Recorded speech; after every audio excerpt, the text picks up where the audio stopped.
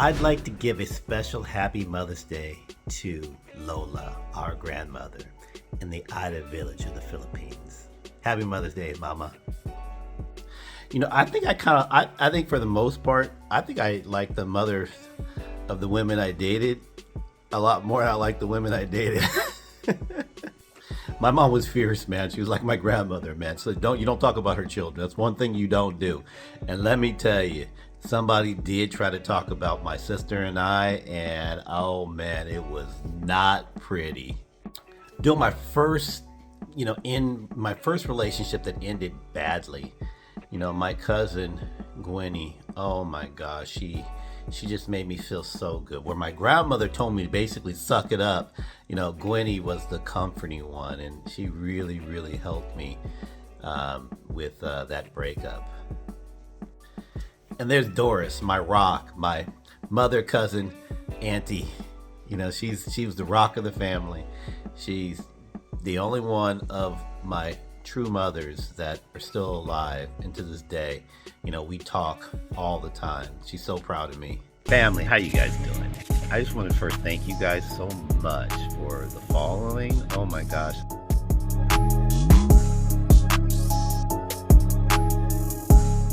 Aaron Dante Phillips. Hey family, how is everybody doing today? Hey, happy Mother's Day. If you're getting this video on Mother's Day, again, happy Mother's Day. If this is the first time you've checked me out, my name is Aaron Dante, and this is Straight Talk with Aaron Dante. Welcome. Hey, if you're a return subscriber, what's up family? How are you guys doing? Guys, let me explain something about myself. I'm a super positive, motivating guy. I'm the guy that when you're having a bad day, you call up and I make your day. That's what I always say, because that's the way I feel. I love this platform for me to be able to express myself. I script nothing. It all comes from here. It's what I believe, the things I talk about. It's experiences. I've just got back from this epic tour of Southeast Asia, the Philippines, Thailand, Vietnam, and Cambodia. So, this video is something near and dear to my heart. Now, I had dropped a video on my grandmother, okay? My grandmother, my big mama, that's what we referred to her, was someone special in my life. There was 4 women that I can honestly say affected who I am growing up. Their effects were just unbelievable. I talked about my grandmother, my big mama. Now, what I'm talking about now is my mother, my auntie, who's my cousin. She's my cousin, auntie, mother, and her daughter, Gwinny, my cousin, who was a little bit older than me. But these 4 women played a huge role in making Aaron Dante. These 4 women were completely different than each other. One was very, very tough, extremely tough. That was my big mama. My mother was very inspirational. She was sick. She ended up getting multiple sclerosis and dying when she was only 33 years old. Can you believe that? At a very young age. And then we have my mother, cousin, auntie, who is still alive. She's just an amazing woman who I've loved and respected. She always tells a story about when I was a little boy, her stove had broken. And I told her when she was taking care of me that one day I would buy her a new stove. And trust me, family, I love her so much, and I think I bought her a few stoves in my lifetime. That's how close we are. She's like a mother. And the last person is my cousin Gwinny. Now Gwinny, even though she was a little bit older than me, she was a mother type. And I'm gonna talk about Gwinny first. Gwinny passed away, which was really sad. She passed away before her time. But one thing about Gwinny, her name is Gwendolyn, actually her name is Gwendolyn, but she always was very, very protective of me. One time, I was being harassed by these boys. Now this has happened after my mother had passed away, so she wasn't around to protect me. But I was getting harassed by these boys. Gwinny took the train, which was about an hour and a half from where she was living. I believe they were in San Francisco at that time. She took the train all the way to come see me, and these boys were harassing me. And she said, "Okay, here's what I want you to do. Run and come running in the house. And when they come running after you, I'm gonna get them." So that's exactly what happened. I went outside. They harassed me. They started chasing me. I ran into the house, and right when these boys ran in the house, she grabbed something and said, "If you ever put your hands on my cousin again, I'm gonna beat all you down." And again, she was just a force. She was a person who I loved so much. That was the type of woman she was. I mean, she just was, and that was at probably like 15. Okay, we're talking like 15 years of age, and she protected me. And also too, later on in my life, I remember my first real crush breakup. I was devastated. I didn't think that I would ever find another woman. And I just remember my cousin, Gwinny, telling me, "Man, you are such a good-looking man. You have such a future. Don't worry about no woman. Ain't no woman. You're gonna have no problems in your life. When you get older, finding a woman." That was something that always, stuck with me. So she gave me this confidence that I needed at that time, because again, my mother wasn't there. She wasn't there to give me that that attention that I needed, as a young man, to teach me the right way. So Gwinny, I know she's looking down. She's looking down at me right now. She has an amazing son named Montoya, who's really, really super talented boy who I love and respect too. I was one of her pallbearers when she passed away. I spoke at her funeral because again, she just meant that much to me. So, that's number one. Now, the second I'm going to talk about is my auntie, cousin, mama, whatever you want to call her. Her name is Doris. Now, Doris is an amazing woman. She had like 10 children. She had 2 or 3 jobs. She adopted many foster children. She's that mother that everybody turns to when they need help. She's the one that always was a caregiver. She has many grandchildren, many great grandchildren. She's I think 84, 85 now. She just had her birthday a week ago, and looks she don't look a day over 70. I mean, she looks amazing, for her age. But let me tell you the story about her. So she's the real sweet mother. She was the one that let us get away with a whole lot of stuff. I mean, she literally, there was a time where my cousin Jimmy, her son, she only had one son, like 9 girls and 1 boy. And Jimmy and I had been out running the streets, and we weren't supposed to be out running the streets. And I just remember I came home early because, I didn't want to get into too much trouble. I came home early, snuck in the house, and I heard her come in. I heard her like rustle around, so I acted like I was asleep. And then she looked at me and said, "Boy, you better stop acting like you're sleeping." And I started laughing, and she started laughing, and she now see that if that happened to my grandmother, my big mama, she would have torn my butt up. Okay, it would have been over with. But Doris just kind of laughed it off, and she locked the window where Jimmy couldn't get in, so he had to spend the night outside that night. But that was Doris. But Doris and I are very, very, very close. I mean, she's one I talk to her probably once a week. She, like I said, I'm her confidant. She's my mother cousin, auntie. That's how I refer to her. She's just an absolutely amazing person, very strong, strong woman. But she's sweet. She's the sweetest one out of the bunch. Then there's my mother. Let me explain to you guys my mom. I could probably talk for 2 hours on my mother. My mother had a very, very difficult life.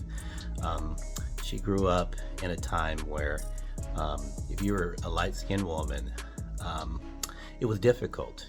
She grew up in the 40s and 50s, so it was very difficult. My mother was very beautiful. She was different, and she was a mixture between a white, English woman, and a African American French, we call them Creole. So she was very fair-skinned, or fair-skinned, I should say. She had very fair skin.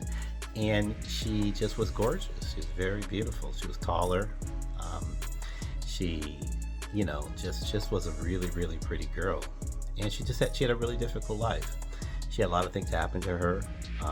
She was attacked and physically attacked.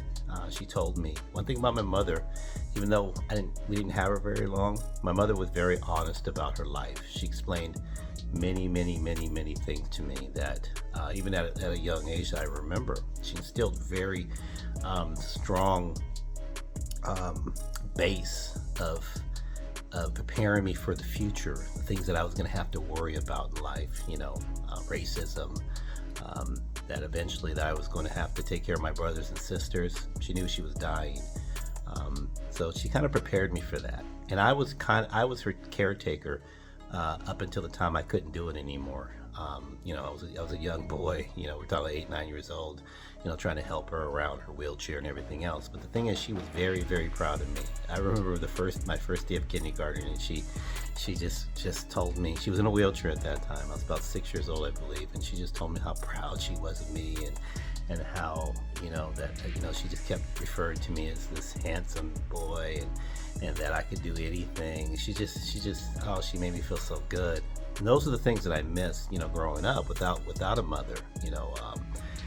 I've always gravitated towards women in general, most likely because of not having my mother, throughout my years, because it definitely would have helped me, I think, in my earliest relationships had I had a mother, growing up. But like I said, my mother was she was very artistic. She was a dancer. She was very liberal in her way. A lot of her friends were different. She had a lot of friends that were gay, and the transgenders that dressed, cross dressers, and they were artists. They were actors. I mean, she was in that line, and like I said, she was just a very giving person. She was when it came to and how they describe, a lot of the people describe my mother was the type of person, she would give you the shirt off her back. So my mother used to like Avon perfume and cosmetics, and one of the things that she would do, she'd buy a lot of extra stuff, and then whenever there was like a get together, she would give it out. So a lot of my relatives understand that my mom was into Avon. Now Avon, just to let you guys know, it's just a cosmetic that they would sell door to door. So that's why she would, because she was in a wheelchair, she couldn't go to the department store, so she would the people would come her, and she'd buy it up. And my stepfather loved her dearly, and did anything for her, worked 5-6 jobs for her, because she just, when he met her, she wasn't sick. So he just that was his idea of a dream woman. And I'm gonna talk about my stepfather later, because Father's Day is coming, but I just wanted to definitely talk about the relationship with my mother and the relationship that he had with my mother. But she played a huge role in my confidence. She played a huge role in my tenderness. I saw my mother as a person who I respected more than anything. I mean, she just was the world to me. And I was devastated when she eventually passed away. But in a way, it was a relief, because you have to understand, I'm used to seeing this bigger than life personality. Let me tell you the story about my mother. My mother was fierce. She was fierce fighting for her children. I remember one time that she actually got in a fist fight with a woman who said something about my sister and I having different fathers. And man, my mom said, hold on, take your sister, take her outside. Next thing I know, she's in there just breaking stuff. She's in there, beating this woman up and everything else. Next thing you know, she comes, busting out the door. Come on, let's go. Walking down the street. And just mad, but that's the type of woman she was. See, these are the women who protected me. This is like my grandmother. I told the story about her with her pistol. I mean, she carried a pistol with her. She had no problems whipping it out if there was someone who was abusing, one of her children or one of her nieces. She had no problems, doing that. But with that said, very feminine, tender women. All the women in my life are that way. And that's why I always have gravitated towards strong women that are feminine, they know how to take care of their men, understand, what a man's role is. Those are the women that I've always respected, because those are the ones that I've always, I've been surrounded with women like that. And the last thing I'm gonna say about mothers is this. I personally, growing up, when my mother passed away, we had a lot of neighbors that the mothers, helped out. My father, once my mom passed away, I have my mother Connie Sandoval, who lived a few doors down from us. She's still alive. She's 80 something years old. I appreciate Connie. She's an amazing woman. She looked out really more for my sister than me. My sister was the only girl in the family, so it was good that she really did. Even though we had a really good relationship, she really helped my sister out because it was just my father trying to raise 3 children. So Connie, thank you for being there for the family. I really appreciate that. One thing I will say is that a lot of mothers liked me. The mothers liked me. I think I liked the mothers of the women that I dated more than some of the women that I dated. Because I've always, not having one throughout my, my teen years and becoming an adult. I've always wanted that mother figure. I always wanted that woman to that mother, not the woman, but more the mother to say, good job, son. I'm so proud of you, son. But I know that my mother right now is looking down on me right now. My grandmother, all the women that have been in my life are looking down on me, and they're real proud. I know they are. They're real proud of Aaron, Dante, and the things that I've done and things I'm gonna do. And I know they got my back. But that's it, guys. That's my Mother's Day. I want to wish all the mothers out there a happy Mother's Day. I hope you get everything that you deserve and want for Mother's Day. I think every day should be Mother's Day as far as I'm concerned. That's how I look at it. Mothers are so special. And I just have been blessed to have, 4, 5, 6 really super strong women that have guided me in my life, have showed me the right way, have taught me the right things, and I'm just so blessed to have that. And I'm so happy to be able to have this platform that I can talk about it. I can put this in, put it out there forever for my children to hear my voice, to speak into the mothers that are out there, the people who guided me, the ones that kind of showed me the way. So again, family, thank you so much for listening to my message here. I wish everybody, and I mean everybody all over the world, a happy Mother's Day. Take care, fam. Love you guys.